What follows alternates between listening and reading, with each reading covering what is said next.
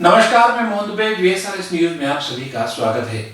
आइए नजर डालते हैं देश और दुनिया की तमाम टॉप 10 खबरों पर। 3 कृषि कानूनों के विरोध में शुरू हुआ किसान आंदोलन 378वें दिन खत्म हो गया। एसकेएम ने अहम बैठक के बाद बड़ा फैसला लिया। इतने लंबे चले आंदोलन में कई उतार चढ़ाव आए। कई बार आंदोलन कमजोर पड़ता दिखा, तो इसके नेताओं ने फिर से आंदोलन को संभाला। जहां आंदोलन में युवाओं का जोश दिखाई दिया, वहीं बुजुर्गों के फैसलों पर युवाओं का धैर्य भी आंदोलन को इतना लंबा चलाने में सहायक रहा। आंदोलन के नेताओं में मनमुटाव भी हुए, लेकिन मोर्चा फिर भी डटा रहा। संयुक्त किसान मोर्चा के बैनर तले 26 नवंबर 2020 से आंदोलन जारी है। दिल्ली बॉर्डर पर आंदोलन का 378वें दिन समापन हुआ है। 11 तारीख को चरणबद्ध तरीके से किसान घरों की ओर चलेंगे। सरकार से आधिकारिक पत्र मिलने पर संयुक्त किसान मोर्चा की सरकार से सहमति बन गई है। आंदोलन में 700 से अधिक किसानों ने अपनी जान गंवाई है। तमिलनाडु के कुन्नूर में 8 दिसंबर को हुए हेलीकॉप्टर हादसे में जान गंवाने वालों को श्रद्धांजलि देने के लिए आज लोकसभा में सांसदों ने 2 मिनट का मौन रखा। न सिर्फ लोकसभा में बल्कि राज्यसभा में भी मृतकों को मौन रूप से श्रद्धांजलि दी गई। इस दौरान रक्षा मंत्री राजनाथ सिंह समेत कई केंद्रीय मंत्री और विपक्षी सांसद मौजूद रहे। लोकसभा स्पीकर ओम बिरला ने हेलीकॉप्टर दुर्घटना में मारे गए सीडीएस जनरल रावत और अन्य सैन्य अधिकारियों के निधन पर शोक व्यक्त किया। हादसे के बाद पूरे देश में दुख की लहर है।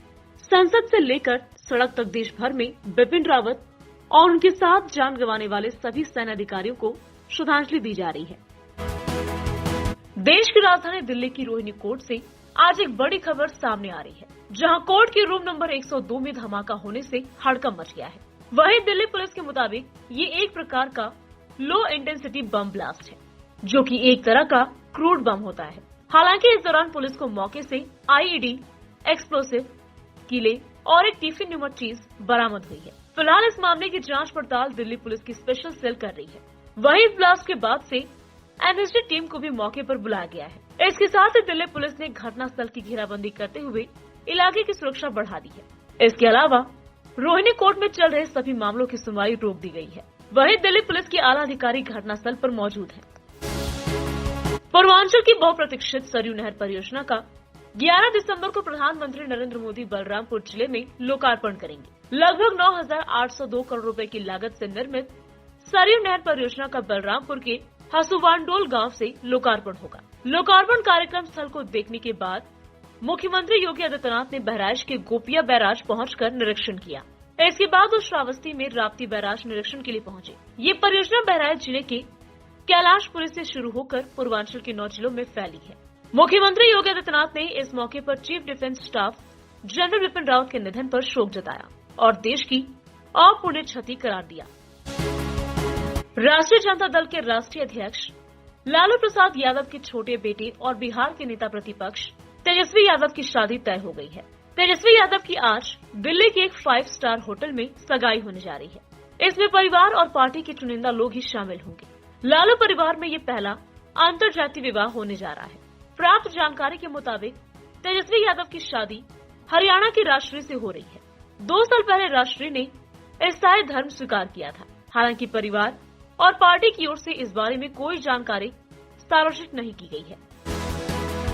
हेलीकॉप्टर क्रैश में शहीद हुए आगरा के विंग कमांडर पृथ्वी सिंह चौहान के परिवार को सांत्वना देने उत्तर प्रदेश के डिप्टी सीएम केशव प्रसाद मौर्य उनके घर पहुंचे। डिप्टी सीएम ने शहीद के पिता सुरेंद्र सिंह से मुलाकात की, उन्हें ढांढस बंधाया।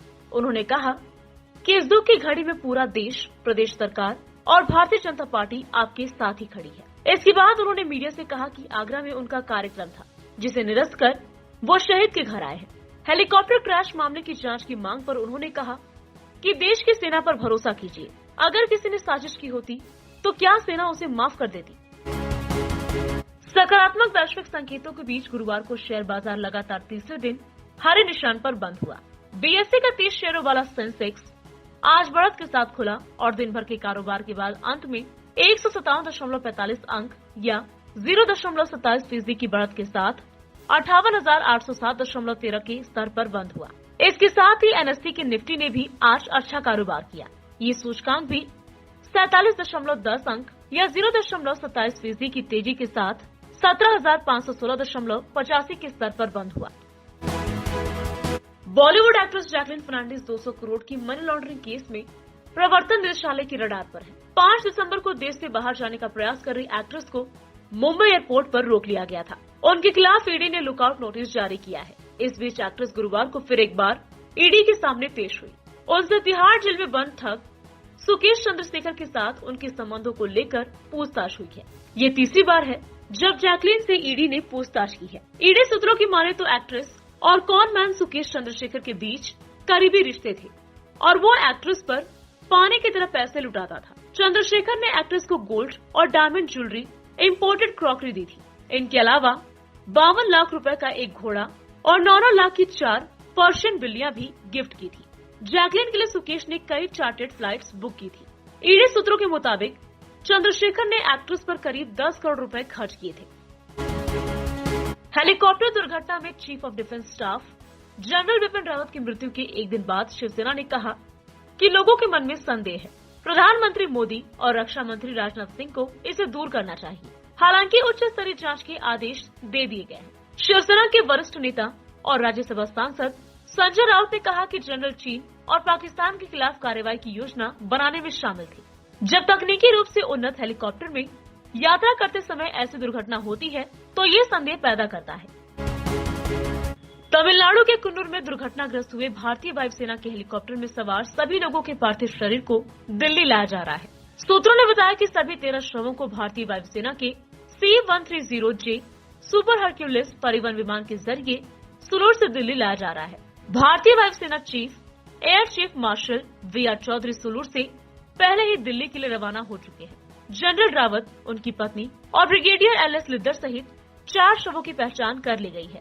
सूत्रों ने बताया कि प्रधानमंत्री मोदी, रक्षा मंत्री राजनाथ सिंह, रक्षा राज्य मंत्री अजय भट्ट और राष्ट्रीय सुरक्षा सलाहकार अजित डोभाल के आज शाम पालम टेक्निकल एरिया में CDS जनरल बिपिन रावत, उनकी पत्नी और 11 अन्य कर्मियों के पार्थिव शरीर को श्रद्धांजलि देने पहुंच सकते हैं।